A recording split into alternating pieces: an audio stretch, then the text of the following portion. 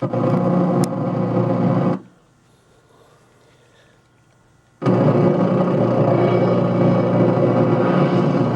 national hero.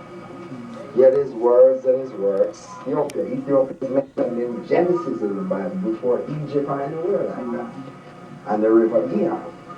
Now, if the first human that they figured walked upright and ate meat was found in the Wallow province, near to the Red Sea in Ethiopia, then this must be the beginning. And as I don't like to call myself a historian because I hated history. I failed history miserably in school because his story, not my story. And I couldn't find myself in it. I couldn't find, I went through the pages, Genghis Khan. Where is my people? My people came into history when they said they collected slaves in West Africa. That wasn't good enough for me. In Jamaica, I got a little bit about Africa from the Rastafarians who I admired, because I kind of liked that dreadlock look and that natural look, and I was attracted to that. In fact,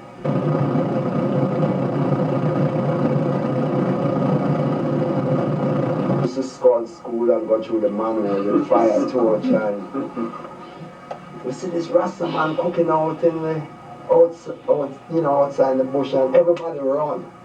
Because them say it's a black art man, but I kind of never run, you know. I look and kind of like him and drawn to that, you know. Take care of the black art man, little children. I used to use the Rasta man and frighten us as children. When the Rasta man gets off the street, and the Rasta man is the most peace-loving man on earth. Whenever you're a Rasta kill anybody, it's a rascal if him have dreadlocks. That's why people now say to me, so, I mean, secret people even really stupid, I said to me, like, because they knew me. I didn't cut them off, they left me. That's God's work. I was stressed out, and God just said he didn't need them no more. And people said, so you still Rasta? So I said, are you still an idiot?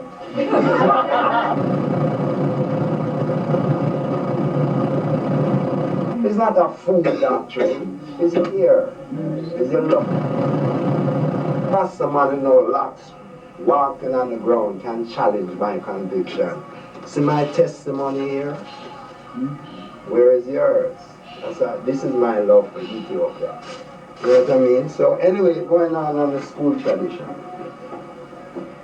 So I learned a little about Africa from the brethren, which it was basically subjective and biblical. It never really have a lot of theory. And I am theoretical, so I need to have background, and I believe in research.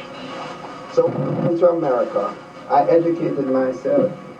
I took African history classes, I took African art classes, I learned Yoruba, which I speak in Nigeria. I tried Amharic, but it was a very difficult language to learn at the time. I went to the libraries and I discovered where I come from. And I discovered that my history didn't begin with slavery. Because let me be very frank with you. If your history begins with slavery, you will always be. My history started with kings and queens. I can now ascertain and arise to that position. And you know, in my launching in Jamaica, a lot of people were taken back because I said, if your history starts with slaves, then you're all slaves. And I said, yes, you're all slaves, because if you can't go beyond that, you can't go forward. Leading into Marcus Garvey, I use 3 mission statements in this book. Because slavery, none but ourselves can free our minds. That is the most profound thing Bob Marley ever said. And you know who said it first? Marcus Garvey. Most people don't know that. Marcus Garvey coined the word one love, and I can play a speech for you to prove that. Most people in Jamaica played a speech of Marcus Garvey, and I said to them, has anybody in the audience ever heard Garvey before? Out of 170 people, including the Minister of Education, 3 people put up their hands. And I said, no, this is a damn shame. This man is a national hero. Him is what George Washington is to America, and you don't know what him voice sound like. A great orator like Garvey. But you know how Bob Marley sing like you're supposed to know Garvey as much or more.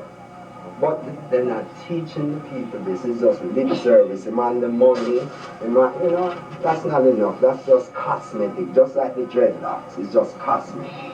When you meet a woman, when she take off her onto her beer, that is what you get. No, I like to illustrate graphically so I can get the point really across. So when you really this is just, I love the massage, you know, because them don't have no fashion change. Them just wrap a piece of thing around them and that's it. So therefore Macy's can't make no money. No, you understand? Because black people are the biggest consumers.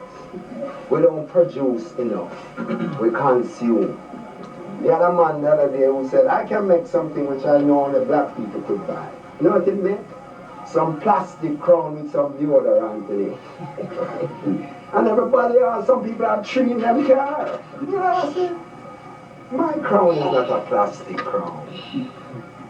My crown is the divine crown that coming from King David, through Solomon, through Menelik the First, straight up to Haile Selassie the First.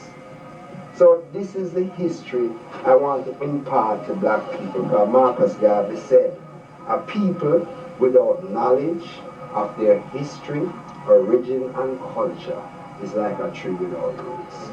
Basically, if you have no past, you have no future. And I'm very concerned with the young people today. Most concerned. I'm not worried about the adults, because they don't make up their mind already. And I'm not here to convince nobody. But the young minds, my heroes was Robin Hood, King Arthur, King Richard the Lion, even Morgan the Pirate, Tarzan and Phantom. But Africa never see them. And Dick Tracy. But you understand, but when I studied Ethiopian history, which I've been a student for about 21 years, I read the great stories of Tedros, Johannes, Menelik II, who when he defeated the Italians in 1896, March the 3rd at the Battle of Adwa, the Italians said Ethiopians are Caucasians. Yes, that is fact. Neville Garrick don't make up that. African couldn't live in that. No, them couldn't accept that. These guys the Caucasians. Because Menelik bought the arms from them and defeated them with the same guns. Because we never make a gun in Africa yet. You understand?